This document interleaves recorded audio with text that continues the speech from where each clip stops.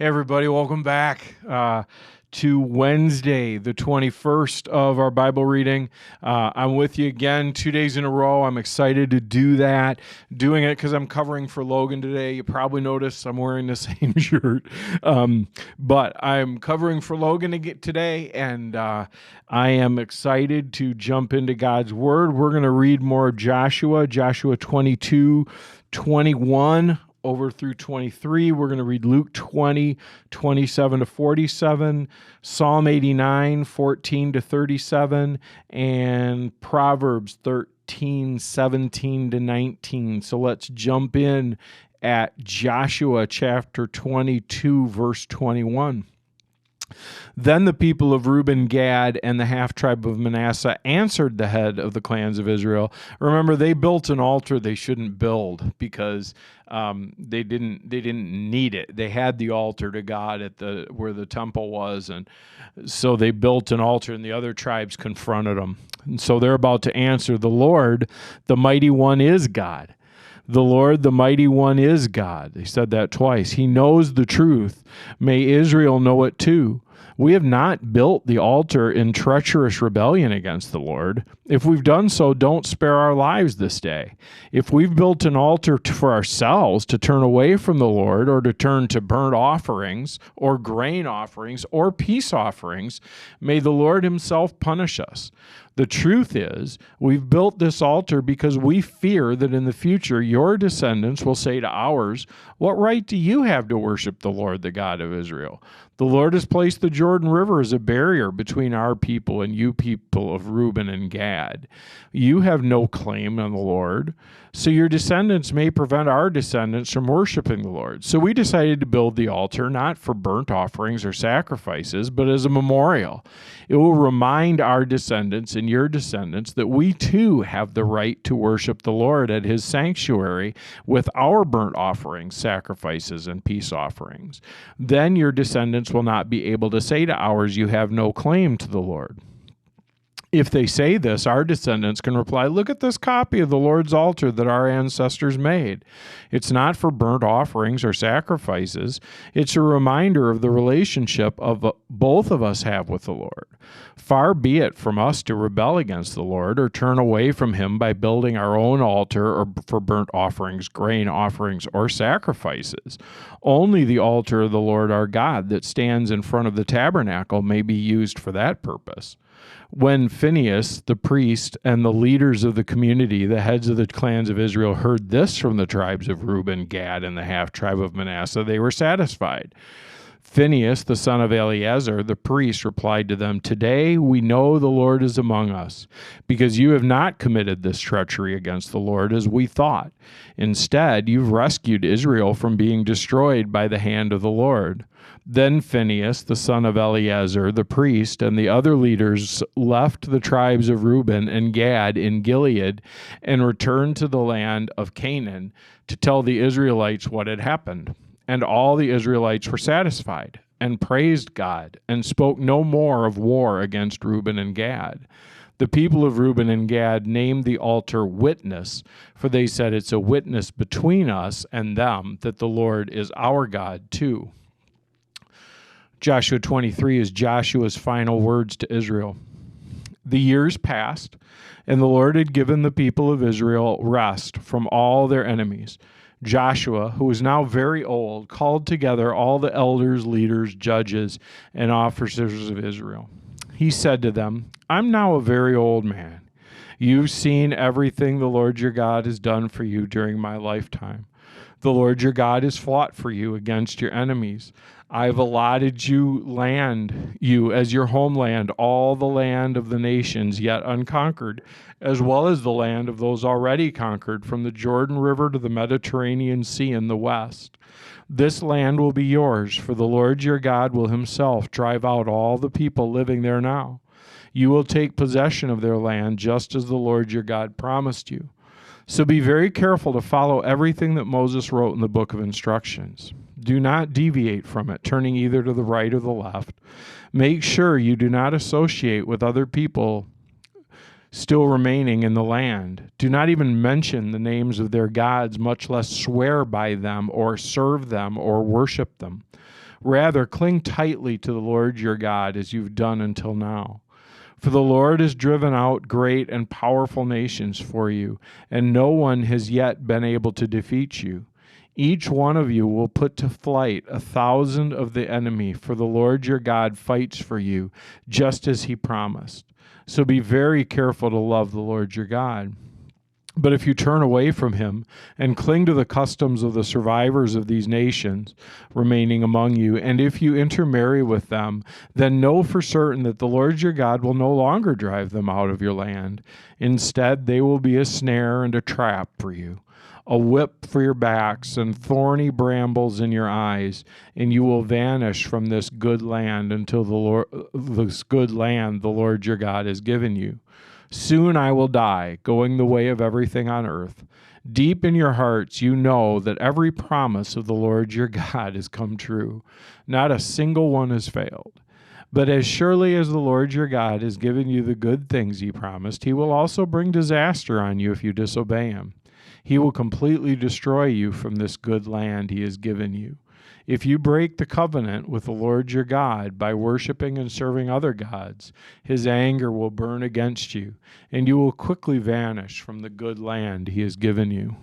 Then we jump forward to Luke chapter 20, starting in verse 27. We'll go down through verse 47. Then Jesus was approached by some Sadducees, religious leaders who say there is no resurrection from the dead. I already told you that joke, but I'm very tempted to tell it again. They posed this question: Teacher, Moses gave us a law that said if a man dies, leaving a wife but no children, his brother should marry the widow and have a child who will carry on his brother's name. Well, suppose there were 7 brothers. The oldest one married and then died without children. So the second brother married the widow, but he also died, and then the third brother married her. This continued with all 7 of them who died without children. Finally, the woman also died. So tell us, whose wife will she be in the resurrection? For all 7 were married to her. Jesus replied, Marriage is for people here on earth, but in the age to come, those worthy of being raised from the dead will neither marry nor be given in marriage, and they will never die again. In this respect, they will be like angels. They are children of God and children of the resurrection. But now, as to whether the dead will be raised, even Moses proved this when he wrote about the burning bush. Long after Abraham, Isaac, and Jacob had died, he referred to the Lord as the God of Abraham, the God of Isaac, and the God of Jacob. So he is the God of the living, not the dead, for they are all alive to him. Well said, teacher, remarked some of the teachers of the religious law who were standing there, and then no one dared ask him any more questions. Then Jesus presented them with a question. Why is it, he asked, that the Messiah is said to be the son of David? For David himself wrote in the book of Psalms, the Lord said to my Lord, sit in the place of honor at my right hand until I humble your enemies, make them a footstool under your feet. Since David called the Messiah Lord, how can the Messiah be his son? Then, with the crowds listening, he turned to his disciples and he said, beware of these teachers of the religious law. For they like to parade around in flowing robes and love to receive respectful greetings as they walk in the marketplaces. And how they love the seats of honor in the synagogues and the head table at the banquets. Yet they shamelessly cheat widows out of their property and then pretend to be pious by making long prayers in public. Because of this, they will be severely punished. Then we go back to we're in Psalm 89. I'm going to start in verse 14. Psalm 89, starting in verse 14. Righteousness and justice are the foundation of your throne. unfailing love and truth walk before you as attendants. Happy are those who hear the joyful call to worship, for they will walk in the light of your presence, Lord. They rejoice all day long in your wonderful reputation. They exult in your righteousness. You are their glorious strength. It pleases you to make us strong. Yes, our protection comes from the Lord, and he, the Holy One of Israel, has given us our King. Long ago you spoke in a vision of your faithful people. You said, I have raised up a warrior. I've selected him from the common people to be king. I've found my servant David, and I've anointed him with holy oil. I will steady him with my hand. With my powerful arm I will make him strong. His enemies will not defeat him, nor will the wicked overpower him. I will beat down his adversaries before him and destroy those who hate him. My faithfulness and unfailing love will be with him, and my authority and by my authority he will grow in power. I will extend his rule over the sea, his dominion over the rivers, and he will call out to me, You are my Father, my God, and the rock of my salvation. I will make him my firstborn son, the mightiest king on earth. I will love him and be kind to him forever. My covenant with him will never end. I will preserve an heir for him. His throne will be as endless as the days of heaven. But if his descendants forsake my instructions and fail to obey my regulations, if they do not obey my decrees and fail to keep my commands, then I will punish their sin with the rod and their disobedience with beating.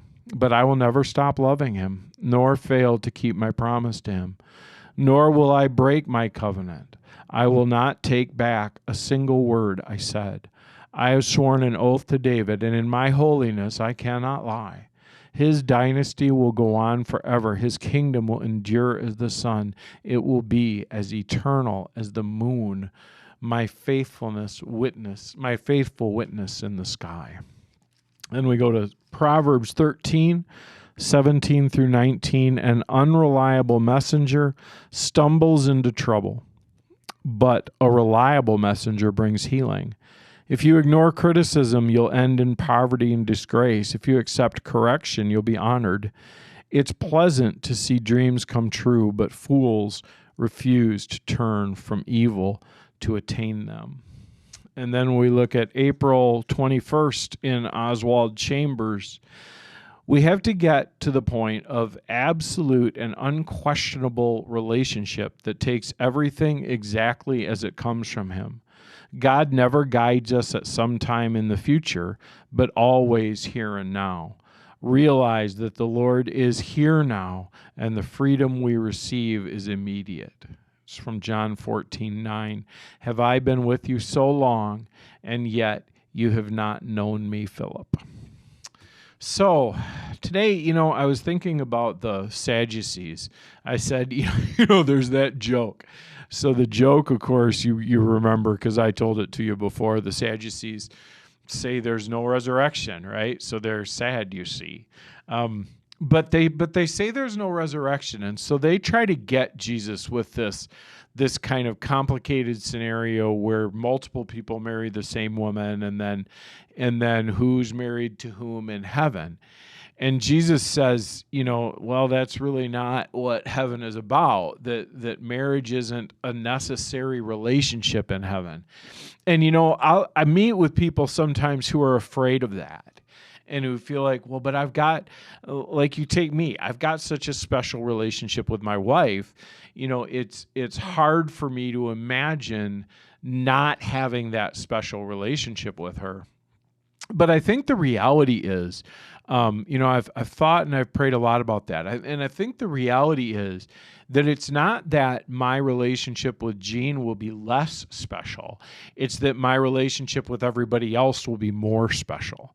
And so it's not so much that we're not going to have that relationship as we're going to have that kind of closeness and that kind of intimacy with everybody, because that's the design.